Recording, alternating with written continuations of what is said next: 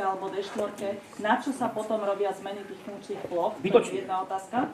Lebo potom sa to môže spraviť, až keď bude existovať tá R7, lebo hovoríme o nej, odkedy som sa sem nasťahovala, čo je už 12-13 rokov, tak sa stále hovorí, takže je zbytočné tu na nejaké zmeny funkčných ploch, to je jedna vec. A druhá vec, hovorili ste, že ste zapracovávali. Ja viem o tom, že na trhových poliach sa dostalo do návrhu, tam, kde sú postavené rodinné domy, čiže je tam jasná individuálna bytová výstavba, sa tam zmenilo to na polifunkčné plochy. Je to Belasa ulica, kde nie sú chodníky ani z jednej strany, ani z druhej. Je to zjednosmernené, pretože vieme prečo, pretože doprava tu vyzerá tak, jak vyzerá a šírka cesty je tak, jak je. A prečo sa to zrazu dáva na polifunkčnú plochu? No, ja na to rada odpoviem. Tá občianska vybavenosť tam bola predtým, než tam boli tie rodinné domy. Tie rodinné domy tam boli postavené napriek tomu, že tam bola občianska vybavenosť v územnom pláne. A keďže bola požiadavka snažiť sa to nejak zosúladiť, tak bola zmenená tá funkčná plocha na takú funkčnú plochu, v ktorej je prípustné stavať rodinné domy. A nebola tam daná čisto oranžová plocha. Z toho dôvodu, niekto to tu spomenul, že a kde budú škôlky, kde bude hento, kde bude tamto. Viete, to je také, že vždycky ten, kto už má ten rodinný dom, už by chcel aj občiansku vybavenosť. Ten, kto má občiansku vybavenosť, ten chce rodinný dom.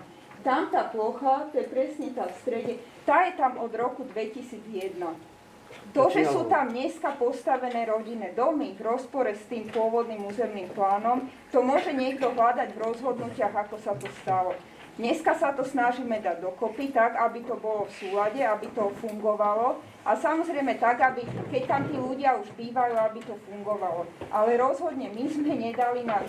Nehovoriac o tom, že územné plánovanie môže meniť aj perspektívne existujúcu zástavbu.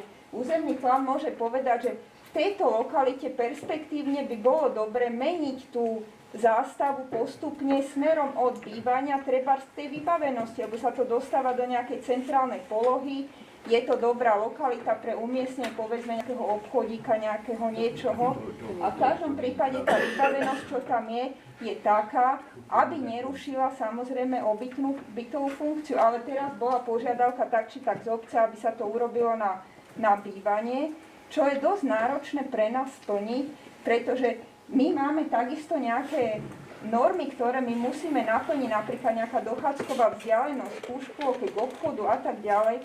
A my dostaneme nadiktované toto oranžové, toto oranžové, toto oranžové, toto oranžové. A potom z druhej strany dostaneme, a kde sú škôlky, kde sú školy, kde je park a tak ďalej. Viete, toto je veľmi náročné dať dokopy. Tam to podpísali tí ľudia, ktorí tam majú rodinné domy. To je, opakujem, jednosmerná ulica bez chodníkov. Ale tá tam vznikla až po územnom pláne, nie pred územným plánom. Ale niekto to zostavebného úradu viete a to... tam, aj keby bol obchodík, tam není ako zaparkovať. Ale to, bohužiaľ, to my s tým nič nemáme. To je ako vec stavebného úradu a my sa to teraz snažíme dať do poriadku. Že vy tam akože musíte zachovať. Ja bývam na Športovej ulici, my tam nemáme žiadny obchodík, na Zasihli, pokiaľ viem, tam tuším, nie tiež žiadny obchodík, tak akože o čom sa tu bavíme, hej? A tam sú rodinné domy. Jedna vec je územný plán, schválený zastupiteľstvom, a druhá vec je realita.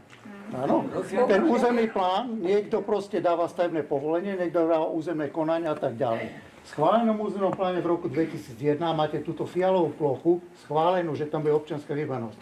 Tí ľudia, ktorí si tam postavili domy, si to vybavili, že si tam môžu stať rodinné domy v rozpore s územným plánom. Není pravda, čo hovoríte. Tam bývam, vedľa je sused, ktorého tam dávali do toho nového územného plánu, že tam má byť viacúčelová budova. A prečo to zavádzate ľudí? Celá ulica bola rodinné domy. Od začiatku som spolupracovala s tými, ktorí to stávali a my sme ani územné rozhodnutie nič nepotrebovali, lebo všetko bolo schválené už dopredu v práci územného plánu, že tam budú rodinné domy. Ne, že tá jedna, to parcela je účelovo preklasifikovaná za to, že niekto tam niečo sa stáva, ktorý tam býva. Môžete reagovať, tak vy hovoríte o tej realite, že tam boli rodiny, a my hovoríme o jednom pláne. A ja tiež. Áno, čiže, nie, vy hovoríte, že tam boli rodinné domy, ktoré tam boli. Stavebný úrad je na obci. Poslanci síce môžu schvaľovať niečo, ale nemôžu zasahovať do právomocí stavebného úradu. To je prenesená právomoc starostu.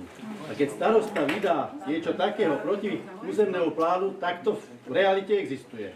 Čiže jak máme my občania dôverovať tomu, že sa taký územný plán, ktorý sa schváli, aj dodrží? To ale veď nie je na nás otázka. Ešte je zaujímavé to, že